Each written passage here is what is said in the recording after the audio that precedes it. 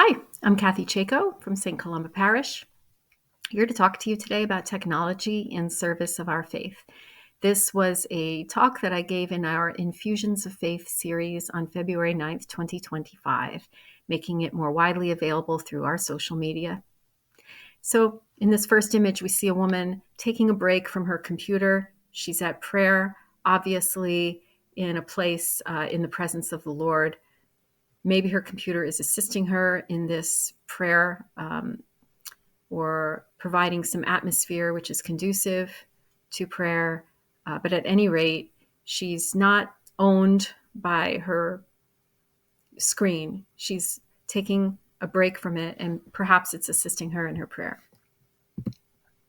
So let's define technology. It's the use of scientific knowledge to solve problems and to improve our lives. It can include tools, techniques, and processes used in many different ways. Technology is not a new concept. Since the beginning of time, we have evidence of primitive technology. Tools that are improving lives back in the Stone Ages would be axes, hammers. We see bows and arrows would be a primitive tool, swords. And as we move into the era of transforming energy, water power, steam power, electric power, and combustion, and into our current era of transforming information, these waves of growth and decline with different technologies are influenced by technological innovations, such that as one recedes, another one is on the upswing. The current era that we are in is one of computing information, knowledge, and algorithms. This is, as you can see, on a great upswing. We use this technology all the time in our lives. 5G is the fifth generation of wireless technology, enabling faster and more reliable connections. Of course, we can anticipate some weather situations with satellites and radar. We have Apple Watches and other sensors that can note if we've fallen and need some kind of emergency assistance. Diabetes monitoring technology, and FaceTime, Zooms, etc., where we can communicate with loved ones when they're not nearby. So it's a tool for human use, and we have to recognize and regard it as such. It's a tool, but sometimes the blur between a tool being used and a tool using us can be difficult to distinguish. So are we the master of this technology, or are we its servant? It's designed to suck us in and make us addicted. A lot of the social media sites in particular are using what's called like a digital treat, an upvote on Reddit, gems and coins in various games, likes on Facebook or YouTube.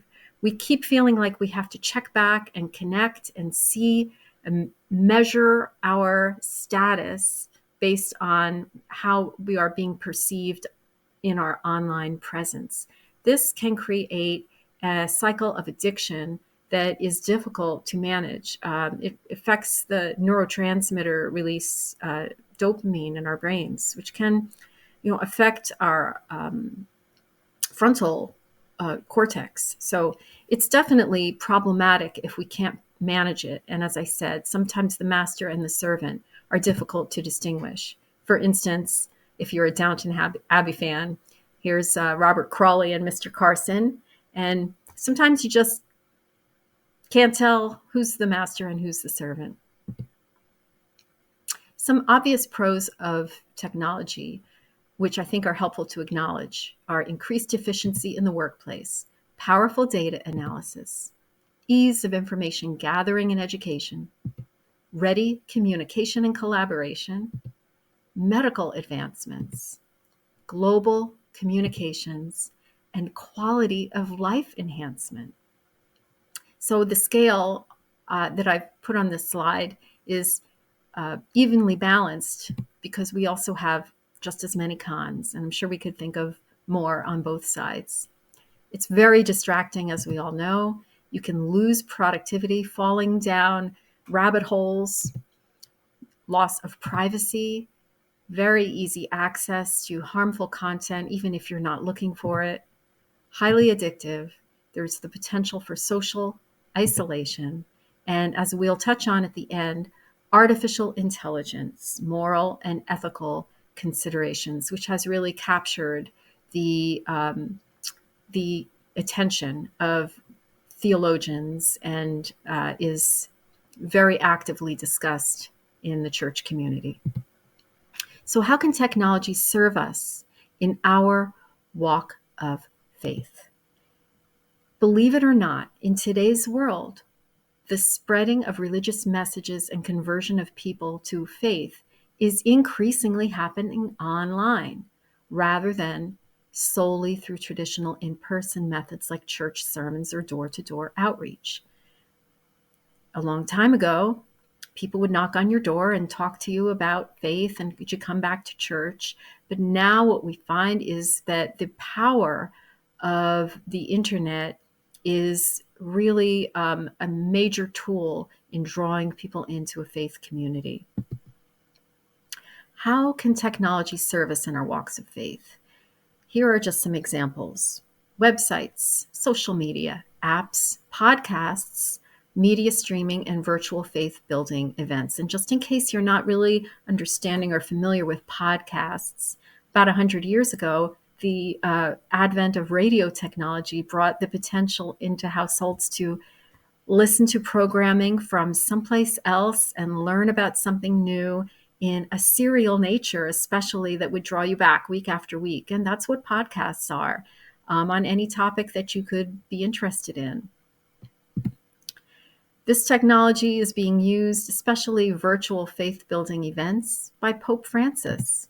There's plenty of examples of him having meaningful dialogues with people from around the world through the technology of Zoom meetings, which allows people to have access to one another when they normally would be unable to have these meetings.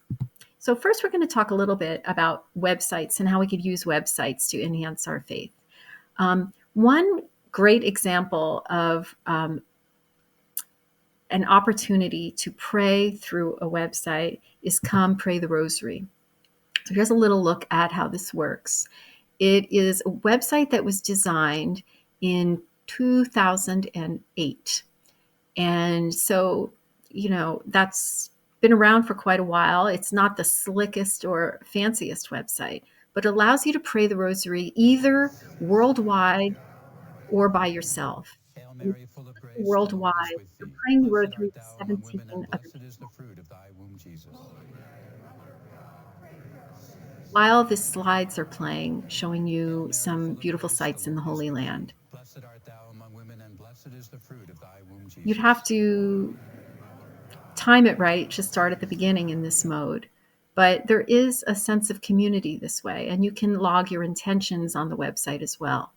You can also pray individually on this website, and you'd still see all of the slides, but you just start at the beginning and you're having your own prayer experience. So if you wanted to take a little break at work, but you didn't really want to leave your desk, you can just take the time to pray the rosary in a guided fashion. This is especially helpful if you're not that familiar with the rosary and you're not really autonomous, but you need to work with a guide. One caveat, though, is that praying with technology is very different than learning through technology, because when we pray with our hearts, right? So reading a prayer or listening to a prayer are nice, but we have to actively engage to be praying while we're on a device. It's not the normal way that I think our brain chemistry works, because we tend to be passive uh, when we are interacting with digital media. But in this instance, you have to just remind yourself, if you wanted to try to pray the rosary on the website, that you're in a place of prayer and you're not watching a show. Speaking of watching a show, the EWTN channel is very well known, but it also has a really nice website that not only guides you through some popular options to watch on the channel, if you have the channel, but there's also some content on the website that can be very accessible, nicely laid out. There's options for children, and there are a lot of opportunities to watch programming live, including daily mass, if you catch it at the right time. So streaming technology became so popular during the time of COVID, but it's still available on many websites. A masterful collection of online material would be the Word on Fire Institute with Bishop Robert Barron. In addition to many relevant and pertinent articles, such as this one on artificial intelligence, there's lots of audio content and videos to watch. And we're just scrolling through a few here just to see all the different, this is just Word on Fire website. I think it's wordonfire.org. You can see that they touch on philosophy, culture, contemporary theological issues, and just learning about our faith and building our faith. They also have some novel programming opportunities, such as this one with Jonathan Rumi. I'm going to be sharing a series of classic Catholic poems. Now, these poems aren't just treasures for Catholics, but they are treasures for anyone who seeks what is true, good, and beautiful.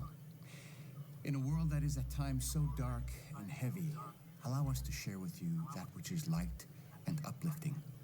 Please join me at the new Word on Fire Institute YouTube. Also, wanted to point out that Bishop Robert Barron's sermons are new each week. They're not recycled from, say, 3 years ago. Each week you get a new sermon, and they are typically in video format. The Formed website is typically a subscription, but it's free for us. So you would just go to Formed, put in your zip code, select St. Columba Parish, and you're in. Just first time you would need to put your name and your email address, and from then on you would just sign in. This is chock full of content that is available to us, and those parishioners who are appreciating this are so happy about it. So we really want more people to be aware of Formed. If you take a look at what we have here, there are recommended programming. There are courses that are offered each week. Look at the different topics that are available. Daily reflections, movies, including movie night options,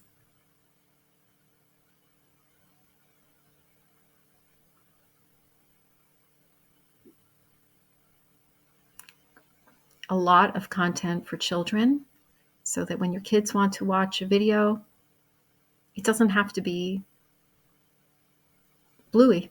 I like Bluey, but it's nice to know that you can move into a world of religious content that's entertaining for children. I was surprised to see how much audio books and audio content is available on Formed. I myself really enjoy listening to audiobooks while I'm taking a drive or walking sometimes, or cleaning the house. It's nice. It makes it much more fun to do chores when you're listening to something. So there's lots of opportunities here for you on audio.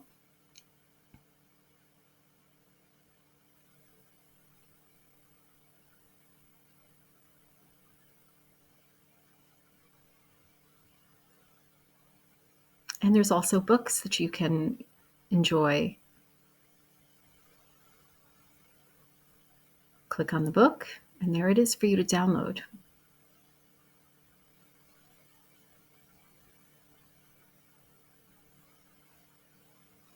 Family topics.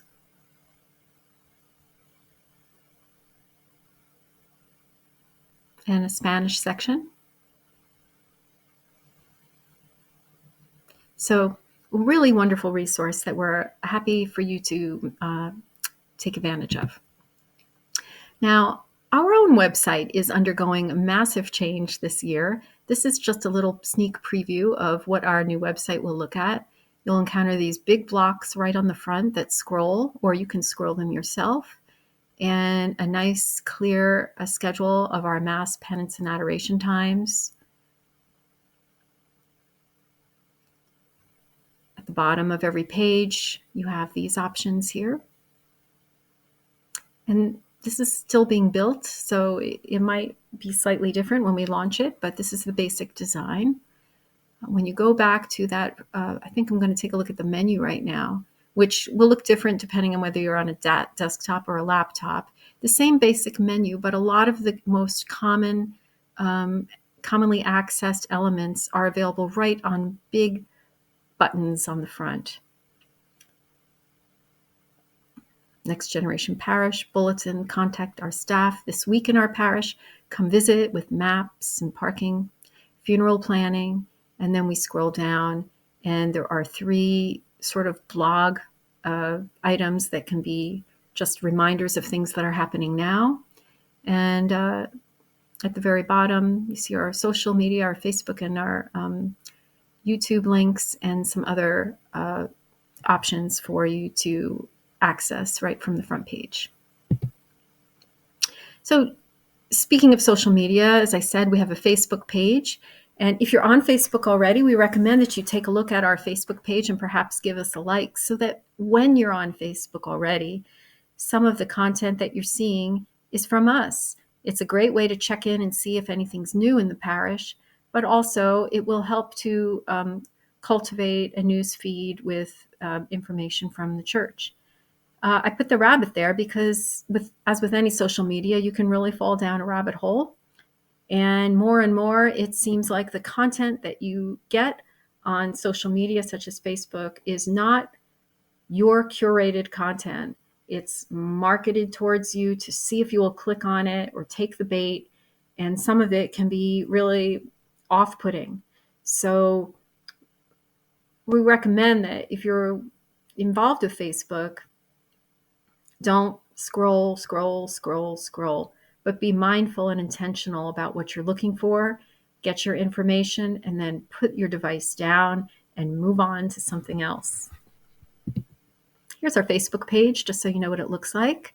We have currently 732 likes and 803 followers. We put content on there from the diocese, from the U.S. Conference of Catholic Bishops, from the Vatican, and of course from our church and St. Cyril Methodius and other neighboring communities. So it's a nice place to check in from time to time. YouTube is another very popular opportunity. And again, you can fall down a rabbit hole in YouTube. So when you use these social media platforms, please be mindful that you don't become passively involved in just consuming video after video after video.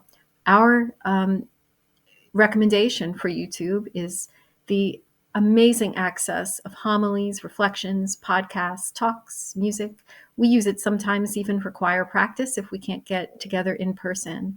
And what's really beautiful is that now there are an almost infinite number of homilies available every day and certainly every week on YouTube, so that you don't have to settle for any one homily that you've heard that day, but you can explore and be really enriched by the experiences of various priests and their focus on a given Sunday or daily Mass.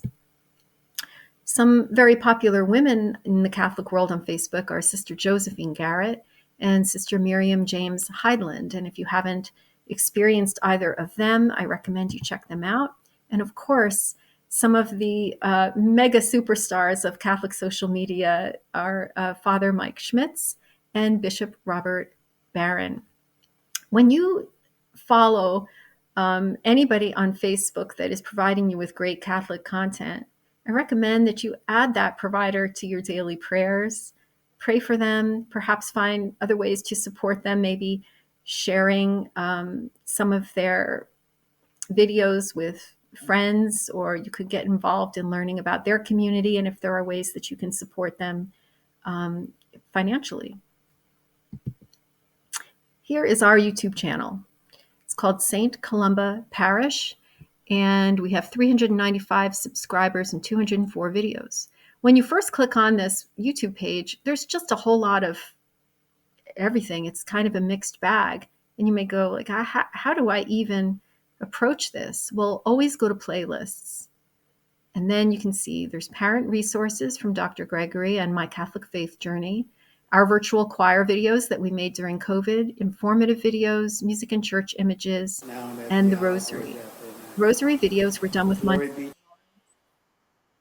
And we have 4 sets of Rosary videos, and the prayers are there, a description of the mysteries are there, and he prayed through the entire Rosary, and I recorded it and then went back and put a little music underneath it.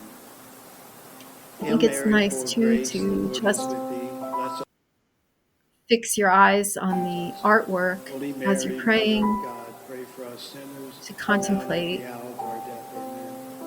the beauty of the mysteries, what we call the via pulchritudinis, right? The way of beauty as a lens to appreciate the greatness of God. Some of the most popular content on our YouTube channel are the music videos. And as the years went on, I think that those videos got better and better in terms of my ability to pull them together. I'm so grateful, though, to our wonderful choir for their cooperation in our virtual choir videos. It was a lot of work for all of us. Now we're going to talk a little bit about podcasts. I really love podcasts because you're not going to get bombarded with ads of, well, if there are ads on podcasts, you can just fast forward them, but you're not going to get unwanted content. It's very specifically, you choose the podcast you want, and then you can just start listening to them in a series. And the pinnacle of podcast success in the Catholic world has got to be the Bible in a Year with Father Mike Schmitz. If you have not participated in listening and reading the Bible through this podcast, I so highly recommend it. It came out in 2021. So this is 2025. It's my 4th year doing the podcast every day. It's become a lifestyle, and I highly recommend it.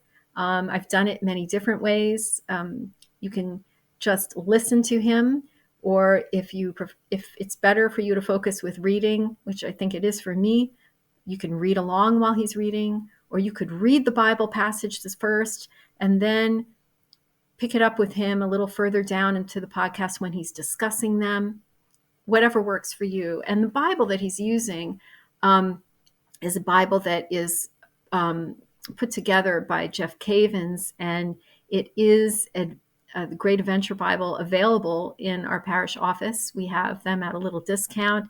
It is certainly not necessary, but I treated myself to one this year. They're about $60 some, and it is such a treat. It's the best Bible I've ever had, and I love, love, love using it. It's organized in a beautiful way. The maps are great. The feel of the pages is really nice, and it's easy to read without a lot of footnotes stuck in. It's very, very smartly organized. This is such a success that in its first year, look at these statistics: 4 billion total listening minutes, 170 million total downloads, 470,000 average daily downloads, 90% US listeners, 34,000 5-star reviews on Apple Podcasts that year, and it was the #1 podcast in religion and spirituality that year. And there were times during the year when it just was the #1 podcast, period, in any category.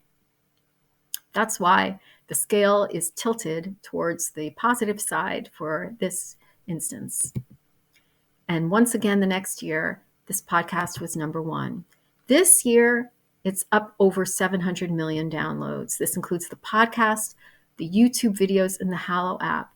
So there are many different ways that you can participate in the Bible in a year. And what's really wonderful is that you can choose whichever way works best for you. But if you did want to check it out on YouTube, it's kind of nice because you can just follow along in a very easy fashion. Chapter 1. In the beginning, God created the heavens and the earth. The earth was without And form as with and any void, and YouTube darkness was video, upon the face of the deep. And the Spirit you of can God was adjust the moving over the speed face of the that waters. he's talking. And God said, "Let there be light." And there was light. Let's And see God that. saw that the light was good. And God separated the light from the darkness. God called the light day, and the darkness he called night. There was evening, and there was morning, one day. And God said, "Let there be a firmament in the midst of the waters, and let Now we're going to talk a little bit about apps. When you take a look at some of the apps, and by the way, you can put whatever wallpaper you want on the front of your phone, right? So I like to use the saints and various religious images to remind me that this phone can be helpful in making me remember my faith journey while I'm on it. So iRosary is a nice app. If you maybe you're just learning the Rosary, or you want to be able to pray the Rosary in other places and sitting in a waiting room. And ever shall be, world without end. Amen. It doesn't have to be read out loud, Hail, and you can move those Hail beads Mary, manually, full of or they will automatically advance. Another one that I really like is centering prayer. For centering prayer, you choose an opening prayer and an ending prayer, and the time that you would like to be placing yourself in the presence of the Lord. So you choose a sacred word to help you to focus your mind on being in the Lord's presence without having active thoughts. And gradually you learn how to control the mental chatter that can dominate our days. I find this to be such a beautiful experience. And you start with, you can choose a sound. I really like this one. And then you place yourself in the presence of the Lord. And if you find you start thinking again, what am I going to have for dinner? Who's going to win the Super Bowl? You just note that you're doing that and bring yourself back with whatever sacred word you're choosing. Jesus. Jesus. So in the talk, when I gave this afternoon, we all shut our eyes and placed ourselves in the presence of the Lord. This video is slightly advanced, so it's not even a full minute. So let's just try it.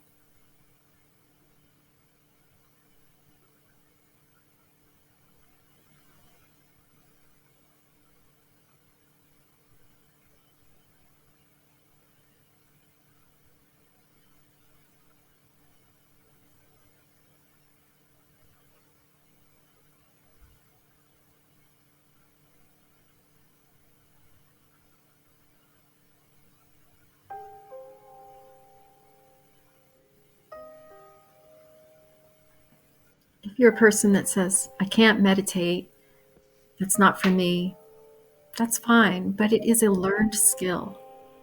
And you'll find that it recharges you and that it's a beautiful experience to be in the presence of our Lord without actively talking to ourselves.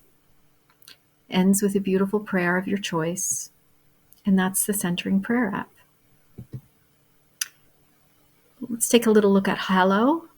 Hallow is very, very popular. It is usually about $69 a year. It's the only thing I'm showing you in this talk that isn't free. But there's so much content on it. And I have a 3-month free coupon on the Facebook page right now, pinned to the top. And also I have one on the slideshow here. But look at all that's available.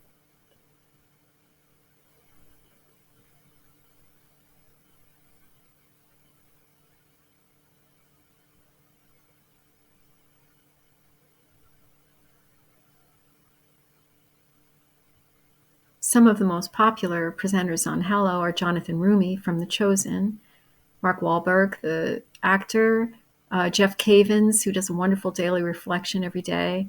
And if you can integrate even one of these apps or podcasts into your life, if you're inclined to, it can become part of your spiritual toolkit. Don't recommend that you just exclusively gain all of your spiritual activities on the phone, but it can be a tool in addition to all of your other opportunities. But I like to ask myself sometimes, what are you doing with your big, beautiful life? How are you spending your days? Can you add to your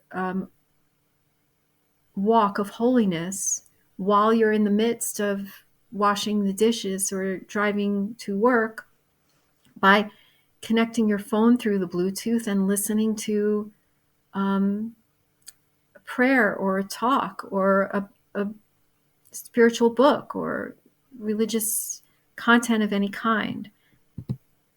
Here is, if you Google Matt Fradd on Hallow, you'll find a 3-month free trial. But also, as I said, there's one on our Facebook page. But a lot of the content that is helpful for your walk in faith can also be found on my Parish app. This is something that we launched a couple of years ago, and it has just recently expanded, and it's going to be expanding again in the spring, and it's really powerful. So if we look at my Parish app, and I'll show you how to download it in a little bit, you have the readings of the day, and I really love that. It opens right up, and there it is. There's the readings of the day. So you have a minute. You can take a look and anticipate before you come to Mass, read the readings, or just on your own. Any messages that we have to let you know, they come through on the app. If something is closed, if something is happening that's timely, you'll get that message from us. And you can look at the bulletin on the app, and all the links, the hyperlinks work.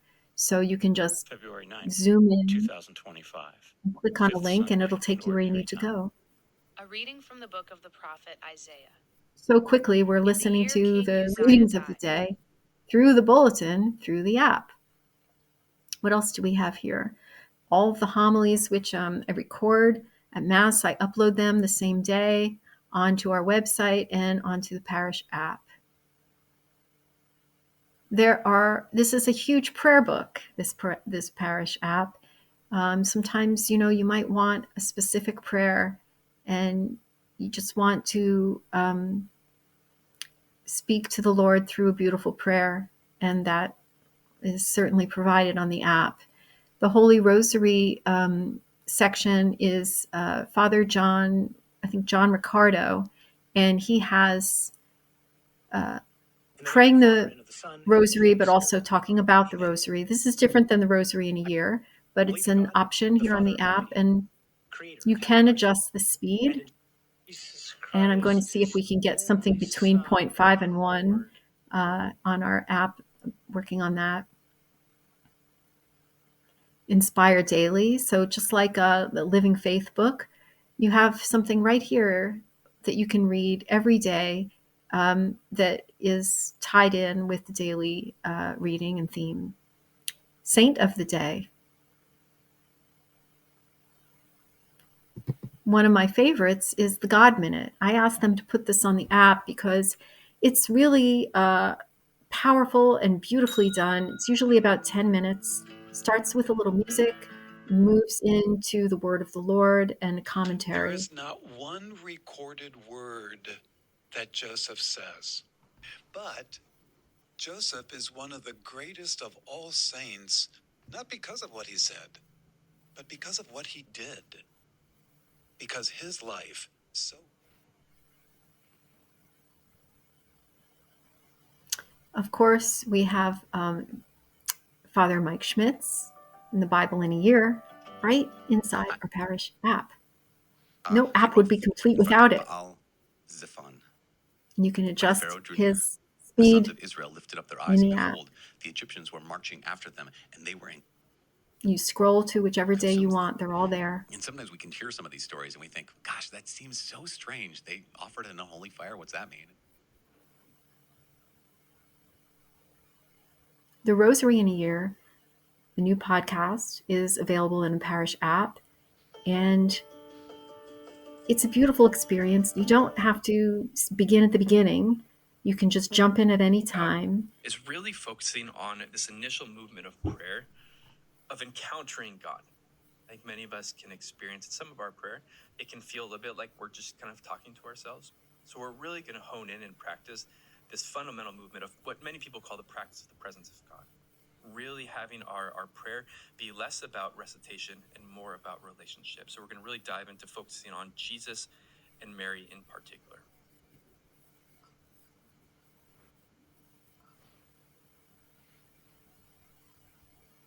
This is new this year. We really recommend that you check it out and make a greater understanding of the Rosary, the prayers of the Rosary, the mysteries of the Rosary, and experience the wisdom of this holy man.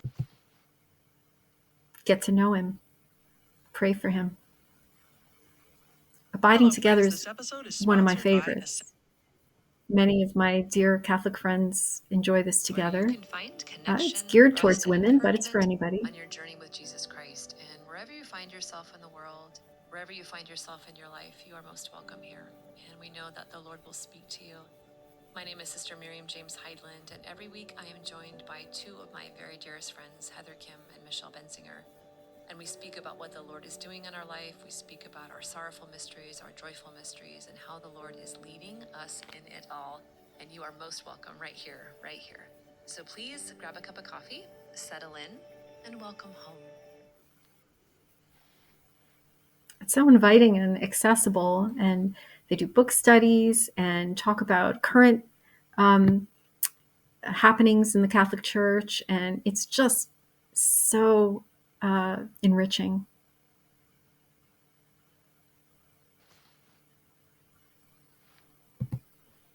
Guess what? You can watch The Chosen on our Parish App. You have to sign in the first time, but it's free. And just to give you a little taste of The Chosen, if you haven't watched it, here's Jesus waking up, or it's not really Jesus, but Jonathan Rumi portraying Jesus, of course.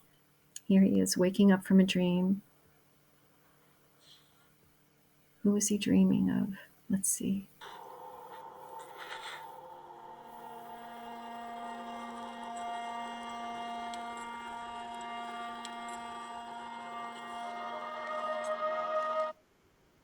It's John the Baptist, his cousin.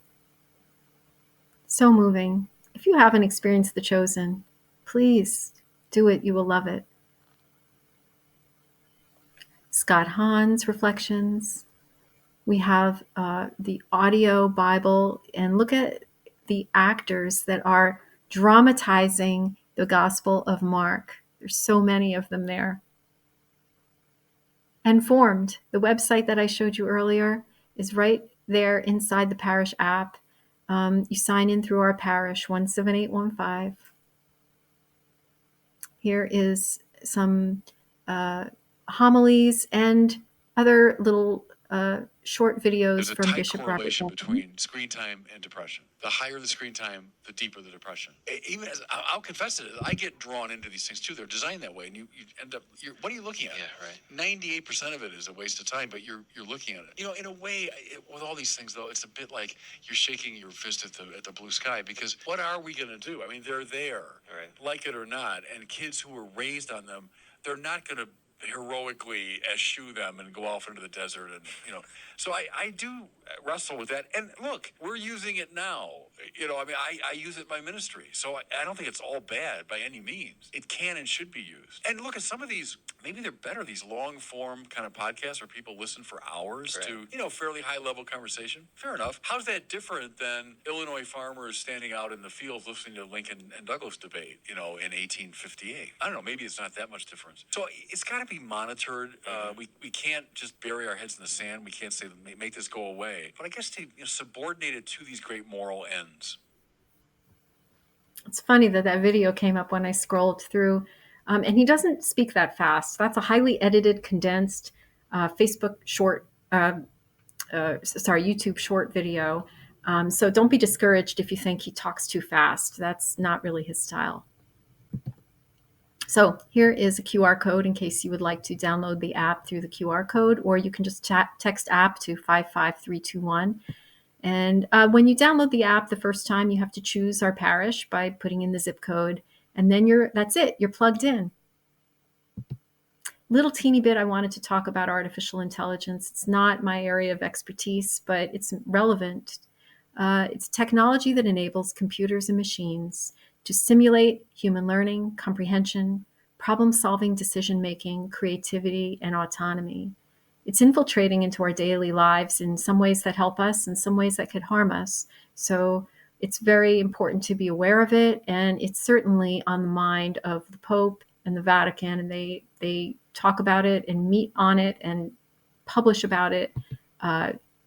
Quite recently, this article came out about citing shadow of evil. Vatican warns about the risks of AI, and you see that I tilted the scale to the other side. A new document examines the opportunities and risks of artificial intelligence and calls for moral and ethical considerations to be enshrined in all of its applications. So just briefly, some examples of how we use this every day are smartphones, home electronics, social media, facial recognition, virtual assistants, smart thermostats, robotic vacuum cleaners that know where to clean, security systems, social media content recommendations, and the way that we are connected with advertisers and marketers when we're consuming social media. So this document that just came out, Antiqua et Nova, note on the relationship between artificial intelligence and human intelligence, addressing the ethical and anthropological implications of AI. Okay, so some key points.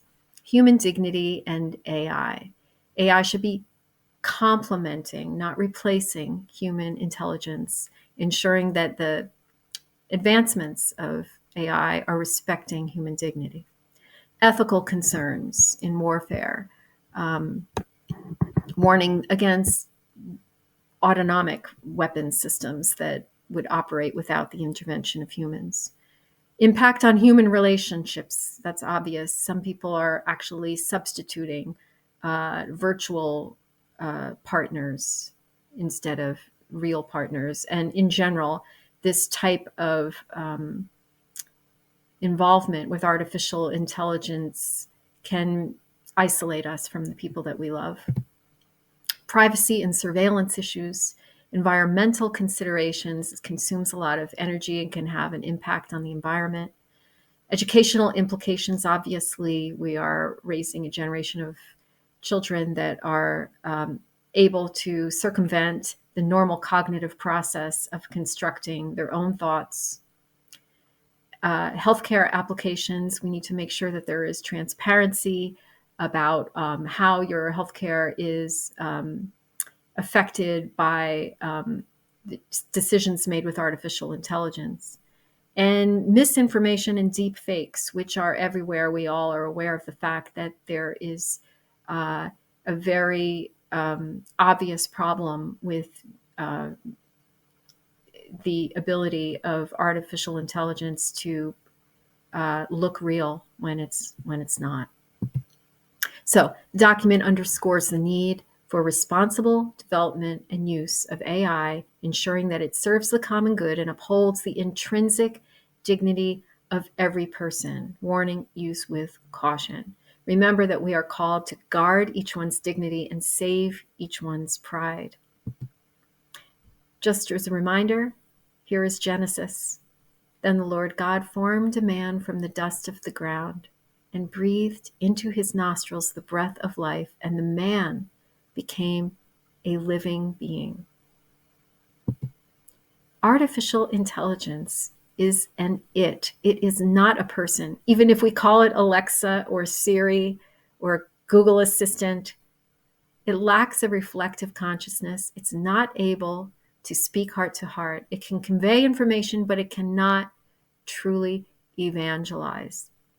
And Catholic social teaching identifies all kinds of injustices that are caused by this technology and how workers and can be exploited and alienated. So we we are mindful and we have to proceed with extreme caution. So in the end, just to summarize, we can leverage technology by being its steward, allowing it to dominate. Step away, put it down, use it mindfully as a spiritual tool. We want to avoid creating an idol and being so attached to our devices that we are stepping away from reality. Set boundaries, take regular breaks to recenter ourselves, and find awe in the world around us. This is more and more coming to the forefront of our understanding of what's important to ground us in reality, is to find awe every day, step outside, and place yourself in the presence of love and beauty. Another reminder that if you are involved with listening to any particular Catholic content, pray for them, share them with your friends, become a digital evangelizer by bringing wonderful content to the awareness of those around you. But recognize that even though these devices are part of our arsenal and part of our toolbox, we can't use them in a way that they take advantage of us. In that sense, we have to move against the current.